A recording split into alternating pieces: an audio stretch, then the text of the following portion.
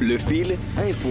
Ici Zach Langlois et voici votre fil d'actualité de l'Association des radios communautaires de l'Ouest et des Territoires.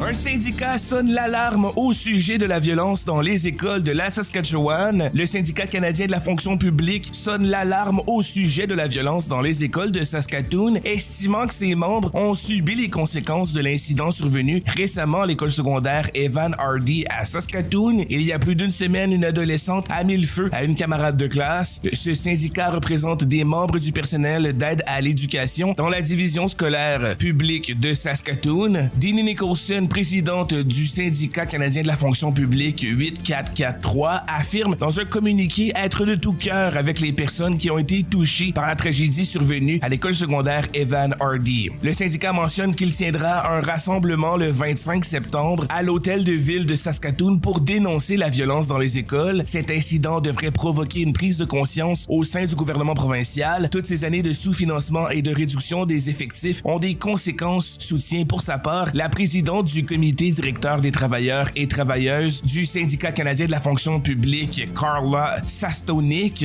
Elle ajoute que plusieurs de ses membres doivent assurer la sécurité dans les écoles et aider les enfants aux besoins particuliers. Carla Sastonik mentionne qu'il est inacceptable que les éducatrices et éducateurs soient en danger dans leur milieu de travail ou que la jeunesse de la Saskatchewan soit privée de soutien dont ils ont besoin. Après l'attaque de l'école secondaire Evan Hardy, un enseignant a été admis à l'hôpital pour des blessures qu'il aurait subies lors d'une intervention. Ce dernier a obtenu son congé de l'établissement de santé quelques jours plus tard. L'élève attaqué par une autre élève qui a mis le feu à ses cheveux a quant à elle été admise dans un hôpital d'Edmonton où elle reçoit des soins. Les organismes crient victoire. Le comité exécutif annule la réduction des subventions. Le plan initial aurait réduit le financement disponible de 3,4 millions de dollars à 1,3 million de dollars. Les protestations de groupes communautaires qui se sont opposés à la réduction des subventions de la ville de Winnipeg au début de l'été ont porté fruit. En effet, le comité exécutif a voté mardi pour rétablir 2,1 millions de dollars dans le programme. Le vote de mardi devait initialement se tenir le 27 juin, mais il a été retardé par le comité exécutif après que des dizaines de groupes se sont rassemblés devant l'hôtel de ville pour demander au conseil d'annuler un plan visant à réduire le fonds de subvention communautaire de 3,4 millions de dollars à 1,3 million de dollars. La ville avait également prévu d'interdire aux bénéficiaires de subventions d'utiliser l'argent pour payer les honoraires du personnel et de l'administration, ce qui, selon les organisations à but non lucratif, limiterait le financement à des projets pilotes à court terme plutôt qu'à des programmes à long terme. Mardi, le maire de Winnipeg, Scott Gillingham, et les autres membres du comité ont voté à l'unanimité le renvoi des 2,1 millions de dollars qui auraient été supprimés au processus budgétaire 2025 afin de maintenir le fonds à son niveau actuel. Ils ont également voté en faveur d'une modification des critères afin que l'argent puisse être alloué au financement opérationnel. BGC Winnipeg, anciennement Boys and Girls Club, Resource Assistance for Youth, Downtown Community Safety Partnership, Hen Homelessness Winnipeg, Heart City, Graffiti Heart Program et Take Pride Winnipeg font partie des organisations qui ont reçu un financement dans le cadre du programme. Ces organisations proposent notamment des programmes de repas, des activités récréatives et des nettoyages communautaires. La présidente du comité des services communautaires, Viviane Santos, s'est déclarée satisfaite de la décision d'annuler la réduction.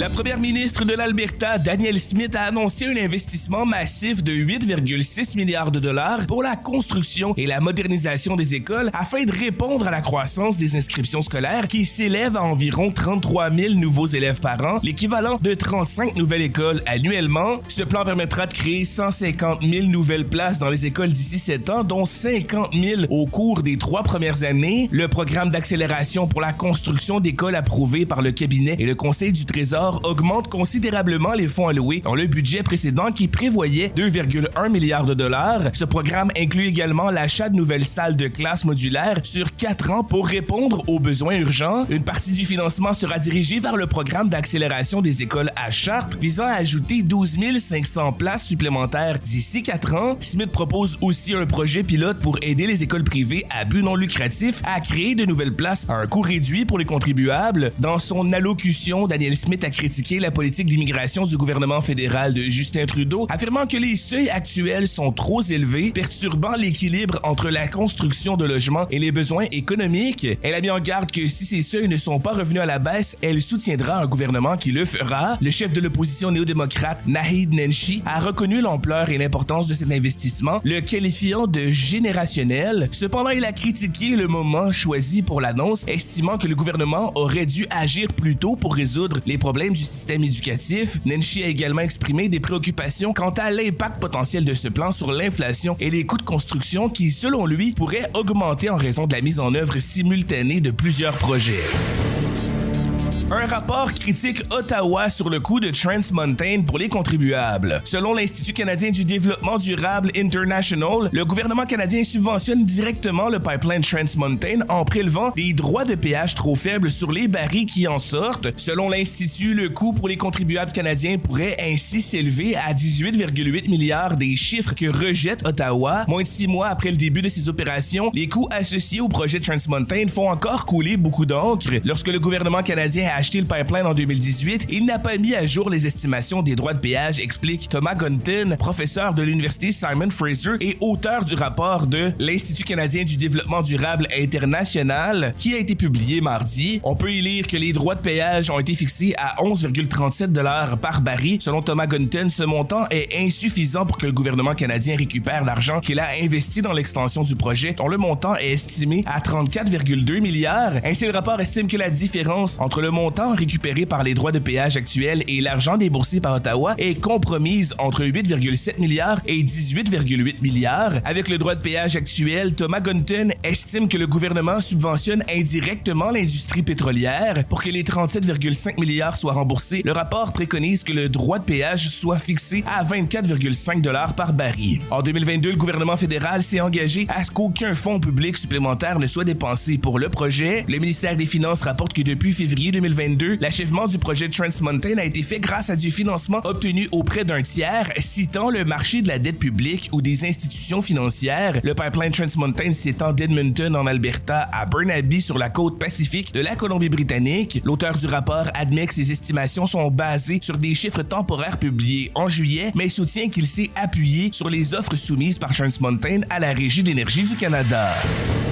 Les agents de la faune au territoire du Nord-Ouest ont tué 401 ours noirs depuis 2021. Selon des données du ministère de l'Environnement et du Changement climatique des territoires du Nord-Ouest, 401 ours noirs ont été tués par des agents de la faune depuis 2021. Récemment, c'est un ours de la communauté de Gamétie qui a dû être abattu par des agents de la faune car il se nourrissait d'ordures près de la maison de l'artiste Mary Adele Chocolate. Cette dernière dit être encore un peu sous le choc. Les ours noirs abattus viennent principalement des régions de Satu et de Slave Sud, où 132 et 116 ours noirs ont dû être tués par des agents depuis 2021. Dans les régions de Detchko et de Slave Nord, 101 et 50 ours noirs ont été tués. 2 ours noirs ont subi le même sort dans la région de Beaufort Delta. Selon les statistiques du gouvernement, 39 ours en provenance des régions du Slave Nord et Sud ont pu être capturés et déplacés loin des communautés. Juliane Sabourin, un agent des ressources renouvelables au ministère de l'Environnement, dit que seulement un petit nombre d'ours sont de bons candidats pour être transférés. Il ajoute que des agents de conservation mettent une étiquette à l'oreille ou un collier sur ces ours afin de suivre leurs mouvements après qu'ils ont été relâchés. Juliane Sabourin dit que la meilleure façon d'éviter les interactions avec les ours est d'être prudent avec ce qui pourrait les attirer sur les propriétés comme de la nourriture, des ordures et du recyclage. Selon le ministère de l'Environnement et du Changement climatique, il y a eu 7 interactions graves entre des ours et des humains dans le territoire du Nord-Ouest depuis 2010. 2 décès, le premier dans les montagnes Mackenzie près de Norman Wilson en 2014 et le deuxième à Tulita en 2019 sont imputables à des attaques d'ours. 4 interactions ont causé des blessures et une seule n'a pas causé de blessure. La députée du Nunavut mène un débat sur la violence policière envers les Autochtones. La députée néo-démocrate du Nunavut, Lori Idlut, a profité du premier jour de la session d'automne à Ottawa pour demander que la Chambre des communes se penche sur 6 décès récents d'Autochtones aux mains des forces de l'ordre lors d'un débat d'urgence qui s'est terminé tard dans la nuit. Les députés ont décrit ces morts comme un rappel tragique de l'histoire du colonialisme et du racisme systémique au pays. Pour Lori Idlut, la question n'est pas seulement de savoir si ces problèmes existent, mais plutôt ce que compte faire le législateur pour les résoudre. Dans une lettre au président de la Chambre, la députée a évoqué l'importance de discuter des mesures immédiates qui peuvent être prises pour sauver des vies autochtones dès maintenant. Elle est la première à avoir pris la parole, mentionnant aux députés que le colonialisme et les politiques génocidaires du Canada ne sont pas seulement choses du passé. Le député néo-démocrate Timmins Bay James, Charlie Angus, a aussi pris la parole pour décrire des incidents de violence survenus dans sa circonscription. Il a ensuite mentionné que la Gendarmerie royale du Canada n'est pas comme des bureaucrates qui veillent à notre sécurité, comme on le lui a enseigné, mais plutôt les troupes de choc pour forcer la prise de possession des terres autochtones. Les 6 décès survenus entre le 29 août et le 8 septembre impliquent la Gendarmerie royale du Canada et des corps policiers municipaux dans 5 provinces. Ces incidents font actuellement l'objet d'enquêtes. Ces morts rappellent la série d'arrestations et de violences policières qui ont suscité une vague d'indignation nationale en 2020. Le premier ministre Justin Trudeau avait promis des réformes à l'époque, dont une loi visant à améliorer le financement et la fiabilité des services de police des Premières Nations. Son parti a essuyé de vives critiques lundi en raison de l'absence de résultats. Le fil sportif. Une Saskatchewanaise tentera de traverser la Manche à la nage à la mémoire de son père. À quelques jours de l'un des plus grands défis de sa vie, Erin Bowers finalise ses derniers préparatifs. Le 23 septembre prochain, la Saskatchewanaise plongera dans les eaux anglaises de la Manche dans le but d'atteindre les côtes françaises 34 km plus loin. Une traversée audacieuse qu'elle compte réussir afin d'honorer la mémoire de son père. Depuis janvier dernier, Erin Bowers s'entraîne un minimum de 6 jours par semaine pour se préparer à cette épreuve sportive hors norme, considérée comme le joyau de la couronne de la nation en eau libre. Pour réussir la traversée, la nageuse s'est concentrée sur sa condition physique ainsi que sur sa force mentale. Lors de l'épreuve, Erin Bowers sera suivie par un bateau qui la nourrira à intervalles réguliers. Les nageurs qui effectuent la traversée doivent habituellement faire face à de forts courants ainsi qu'à des vagues allant jusqu'à 2 mètres de haut. Les Gold Eyes de Winnipeg se sont qualifiés pour la finale de la Coupe Miles Wolf. Après une victoire de 3-1 contre les Red Hawks de Fargo-Moorhead, ils ont ainsi remporté la couronne de la division Ouest de l'Association américaine de baseball. Le lanceur Mitchell Lamson a été exceptionnel, retirant 11 frappeurs et n'accordant qu'un point et 5 coups sûrs en près de 7 manches. Winnipeg a pris l'avantage en 4e manche et a maintenu son avance grâce à un circuit solo de Jake McMurray en 8e manche. Nick Troglick, Iverson et Ben Onishko ont terminé le travail en relève. Les Gold Eyes joueront leur première finale depuis 2017 contre les Cougars de Kane County.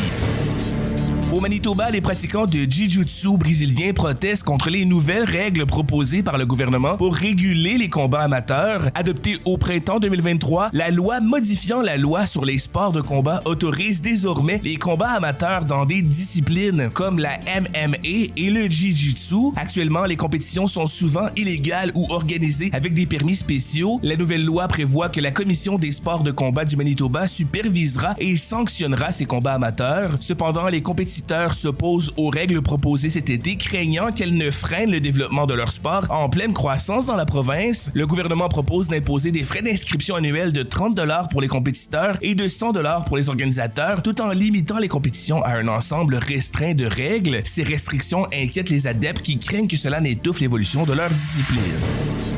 Un premier match nul pour les Alouettes en 26 ans. Les Alouettes de Montréal tentaient de garder une fiche parfaite en 6 matchs à l'étranger cette saison. Les Stampeders de Calgary voulaient retrouver le sentier de la victoire après 4 défaites de suite. Au bout du compte, aucune des deux équipes n'a trouvé réelle satisfaction samedi en Alberta. Alouettes et Stampeders ont fait match nul 19-19 au terme de la prolongation. Le pointage a été scellé par un placement de 37 verges de José Maltos du clan montréalais lors du dernier droit de la réplique. Pour les Alouettes, 10 victoires, 2 défaites et un match nul. C'était un premier match nul depuis septembre 1998 à Hamilton où le verdict avait été de 31-31. Le temps réglementaire s'est conclu à 13-13 après une réussite de 42 verges de Maltos avec 1 seconde à écouler.